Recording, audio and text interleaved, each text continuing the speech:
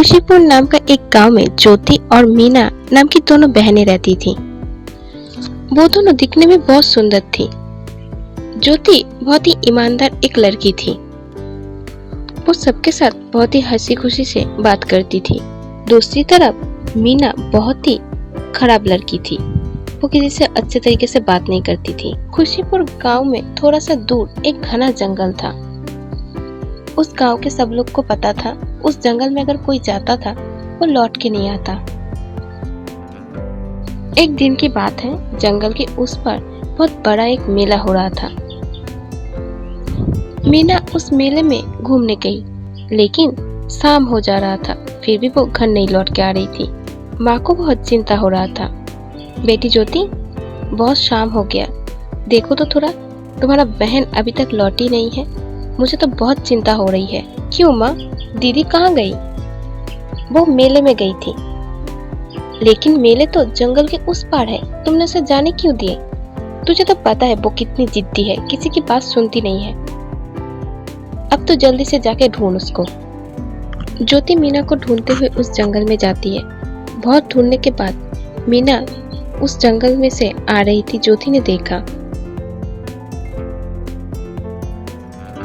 तुमने इस जंगल में क्या कर रहे हो?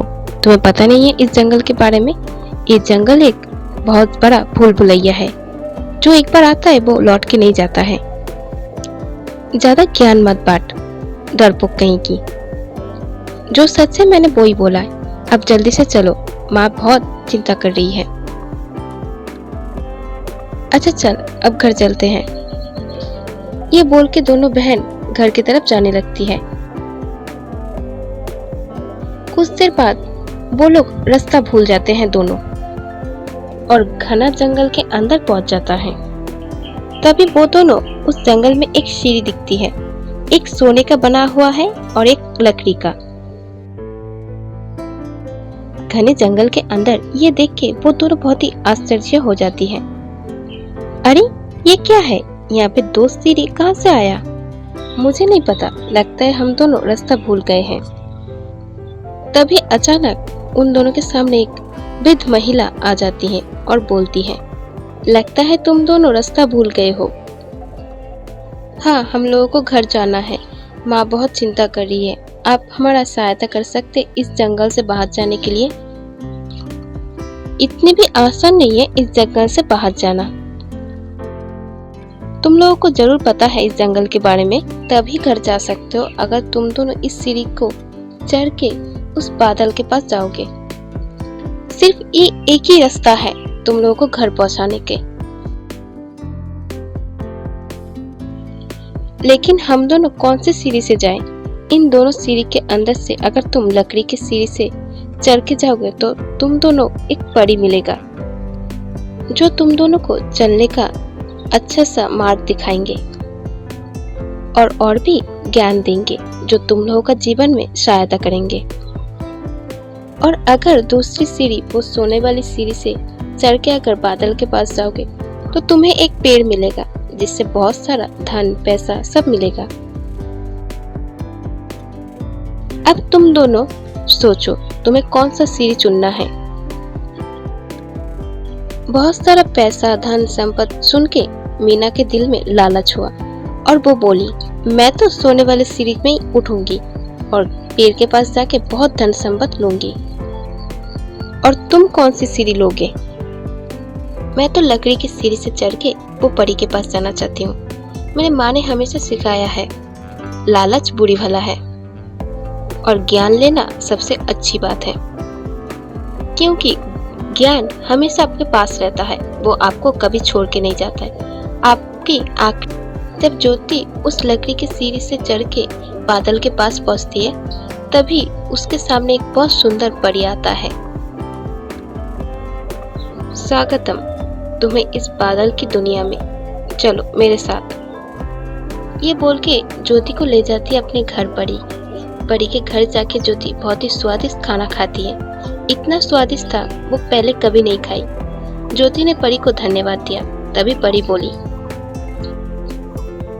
ज्योति, मैं तुम्हें बहुत ही जरूरी कुछ बात बताना चाहती हूँ, जो तुम्हें हमेशा अपनी जिंदगी में कामयाब होंगे। तुम हमेशा कामयाबी की सीढ़ी चढ़ोगे।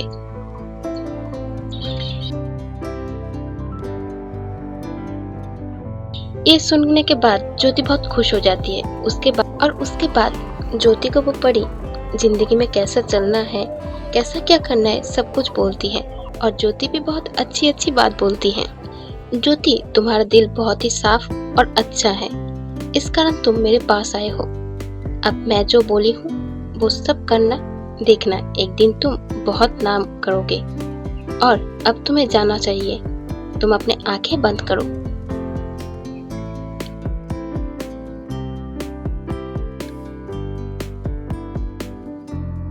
ज्योति तभी अपने आंख बंद कर लेती है। कुछ देर के समय के बाद जब आंख खोलती है तब वो जंगल के बाहर मिलती है और वो वहाँ पे खड़ी होके मीना के लिए इंतजार करती रहती है। और दूसरी तरफ मीना, और वो दूसरी सीढ़ी चढ़ के बादलों के पास जाती है।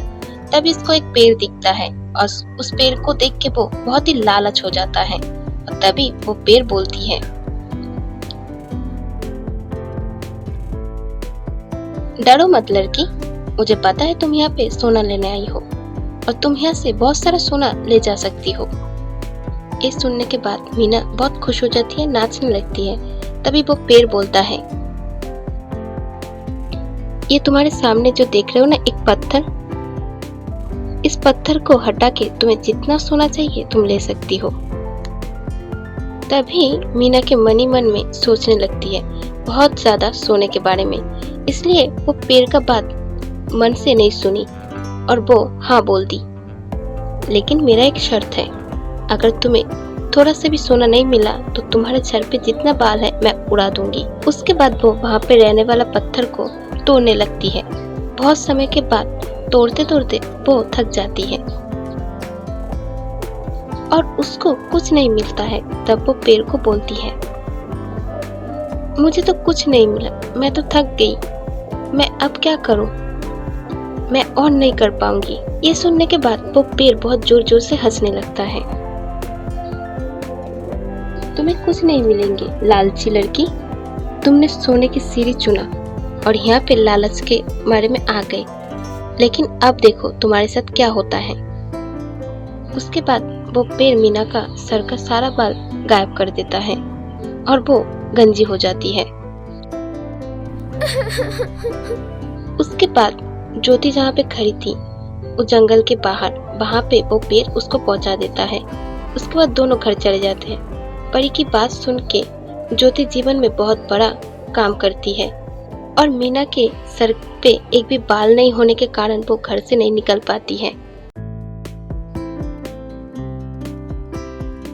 तो दोस्तों, हम लोगों ने इस कहानी से क्या सीखी?